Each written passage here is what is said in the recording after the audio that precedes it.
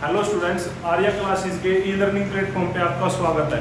आज हम एक टॉपिक करेंगे जो एचएसएससी सीईटी के लिए बहुत ही इंपॉर्टेंट है और अन्य जो जैसे यूपी बोर्ड का कोई एग्जाम हो उनमें भी हिंदी लगभग आती रहती है। उसके लिए एक टॉपिक करेंगे जिसका नाम है अलंकार। अलंकार का सबसे पहले अलंकार का अर्थ परिभाषित करेंगे। अर्थ है, अलंकार का जो अर्थ होता है वह होता है आभूषण। आभूषण का मतलब यानी कि ज्वेलरी या जिसको गहना बोलते हैं। जिस प्रकार एक स्त्री की सुंदरता में आभूषण सहायक होते हैं, मतलब जैसे स्त्री अगर किसी भी आभूषण को डालेगी तो उसकी सुंदरता को बढ़ावा मिलेगा। इसी प्रकार जो हिंदी की जो काव्य श्रृंखला होती है उसमें अगर हम अलंकारों का प्रयोग करेंगे तो उससे उसकी काव्य सुंदरता को या उसकी सौंदर्य को बढ़ावा मिलता है। तो आपको बोर्ड में यहाँ से एग्जाम आएगा। एक तो सबसे पहले अलंकार का अर्थ क्या होता है, यानी कि आभूषण, और इसकी अगर परिभाषा लिख दी गई है तो परिभाषा लिखने के बाद पूछेंगे कि इनमें कौन सी परिभाषा उसकी ठीक है। यहाँ तक कोई एक क्वेश्चन बनेगा।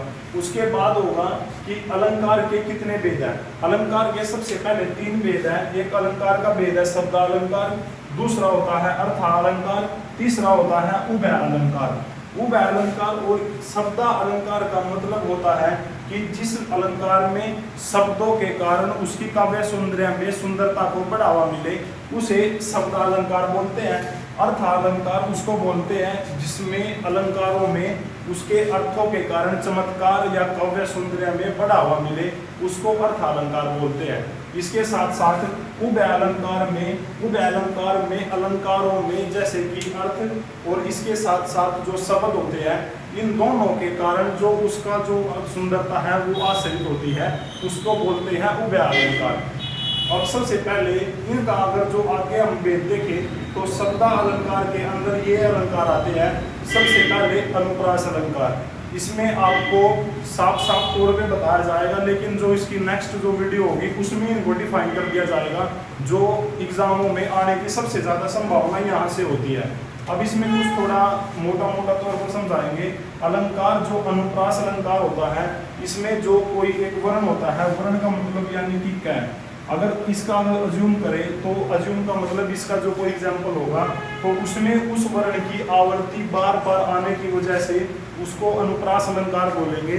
और इसके बाद जो यमक अलंकार है, यमक अलंकार का मतलब जिसमें एक वर्ण या एक शब्द 1 से 2 बार आए या उससे अधिक बार आए और उसका अर्थ हर बार अलग हो, उसको बोलेंगे यमक अलंकार। श्लेष अलंकार का मतलब होता है जब कोई एक शब्द उसमें प्रयोग किया गया हो और उसके शब्द के 2 अर्थ भिन्न भिन्न हो, उसको बोलते हैं श्लेष अलंकार। उपमा अलंकार का मतलब होता है उपमा अलंकार, यानी कि किसी भी एक सामान्य वस्तु, प्राणी, जीव आदि की तुलना किसी एक लोक प्रचलित व्यक्ति से की जाए या लोक प्रचलित वस्तु से की जाए, उसको बोलते हैं उपमा अलंकार। नेक्स्ट जो है वह है रूपक अलंकार।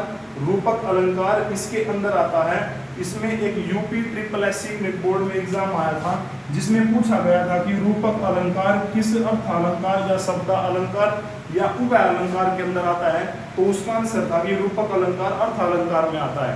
और रूपक अलंकार की जो डेफिनेशन है वह है जिसमें उपमेय में उपमान की तुलना की जाए, उसको बोलते हैं रूपक अलंकार या समानता दिखाई जाए। इसमें 2 वर्ड आए, एक तो वर्ड है उपमेय, और एक वर्ड है उपमान।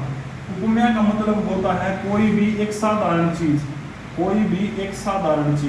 साधारण का मतलब साधारण चीज या वस्तु या प्राणी या कोई भी। और उपमान का मतलब होता है कि कोई भी एक प्रसिद्ध लोक व्यक्ति या कोई चीज या कोई वस्तु जिससे इसके साथ में समानता दिखाने के लिए जिस अलंकार का प्रयोग करते हैं वह होता है रूपक अलंकार। और उत्प्रेक्षा अलंकार का मतलब होता है जिस अलंकार में उपमेय की उपमान में संभावना बताई जाए या दिखाई जाए, उस अलंकार को बोलते हैं उत्प्रेक्षा अलंकार। मानवीकरण अलंकार का मतलब होता है जहां पर प्रकृति के लिए मानवीय आरोप उसको दिखाई जाए, उसमें बोलते हैं मानवीकरण अलंकार। और अतिशयोक्ति अलंकार होता है जिस अलंकार में किसी व्यक्ति, वस्तु आदि को बढ़ा चढ़ाकर प्रचलित किया जाए, उसको बोलते हैं अतिशयोक्ति अलंकार। अब ये जो टॉपिक थे यहाँ पे कंप्लीट हुए।